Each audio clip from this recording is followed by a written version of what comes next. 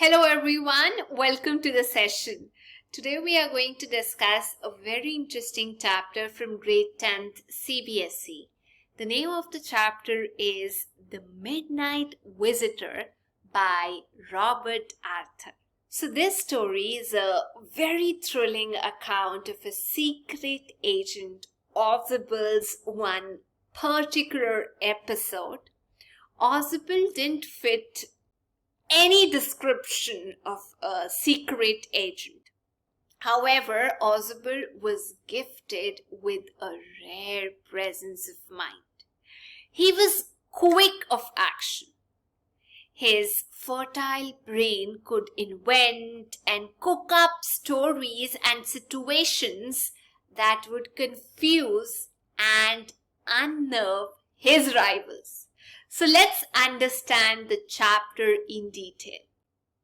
Fowler was a young romantic writer. He came to meet a secret agent Ozibel.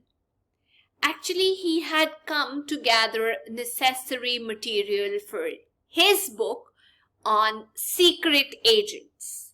Like all people, Fowler had also formed quite a romantic picture of a secret agent as, presented in books and films. Ozibel didn't fit any description of a secret agent Fowler had ever read or imagined. Fowler felt let down. Ozibel was a secret agent in an organization. He was a fat man with a strange accent. He was an American and could speak German and French fluently. He had never altogether lost the American accent he had brought to Paris from Boston 20 years ago. He lived in a small room on the 6th and the top floor of a French hotel in Paris. Ozibel himself felt that Fowler was disappointed after meeting him. So Ozibel and Fowler spent the evening in a French music hall. Fowler was feeling bored. So Ozibel informed him that he would soon receive an important paper. The paper might affect the course of history. It had also made many men and women risk their lives. He had got a telephone call making an appointment in his room. So when they reached the room, Ozibel switched on the light. Fowler had his first authentic thrill of the day. There was a man with a small automatic pistol standing halfway across the room. Ozibel was stunned to see Max in his room with a pistol. He had thought he was in Berlin. Max was slender, crafty, and had the face of a fox. There was nothing menacing about Max except his pistol. So Max demanded the important report concerning some new missiles that were in the custody of Ozibel, the other secret agent. He wanted to take it from Ozibel. On the spur of the moment, Ozibel cooked up a story. Ozibel sat in an armchair in a serious and angry mood. He started saying that it was the second time in a month that somebody had got into his room through a balcony. Max had no knowledge about the balcony. He reported that he had a pass key, a duplicate key. Ozibel explained that the balcony belonged to the next apartment, which used to be the living room. The balcony extended under his window. The management had not still blocked it off, and the intruders could get into his apartment from it. Ausable told Max that the balcony actually belonged to the other apartment. So now Max asked Fowler to sit down rather than stand stiffly for half an hour till the report arrived.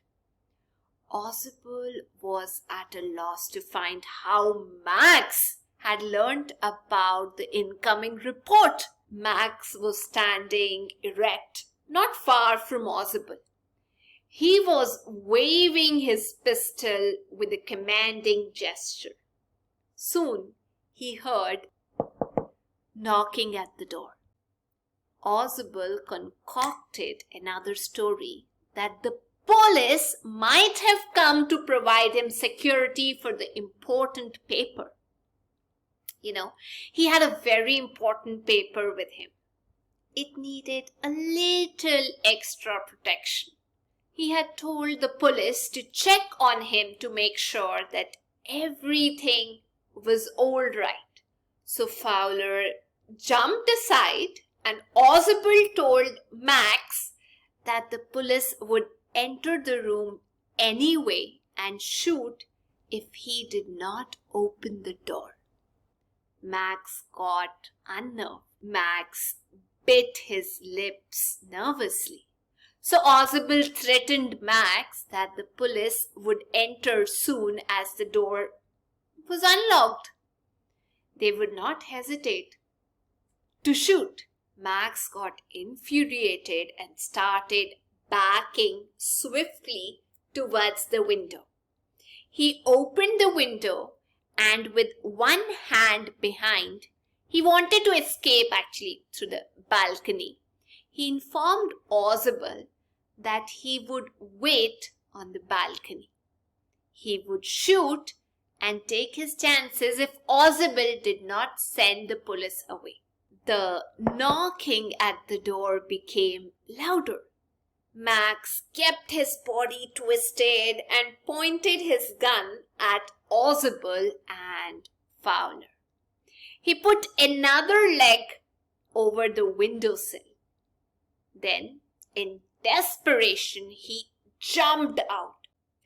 As he dropped, he screamed once, shrilly, loudly. The door opened and a waiter stood there with a tray, a bottle, and 2 glasses. Actually, it was not the police, but it was the waiter whom Ausable had already ordered. Fowler was still white-faced. Fowler got perplexed. He asked about the man who jumped out on the balcony. Ausable assured Fowler that Max would not return as there was no balcony below the window. So that's all about the chapter. I hope you've understood it, and if you like the video, please make sure you do like it, share it, and do subscribe to it. Thank you. Bye-bye.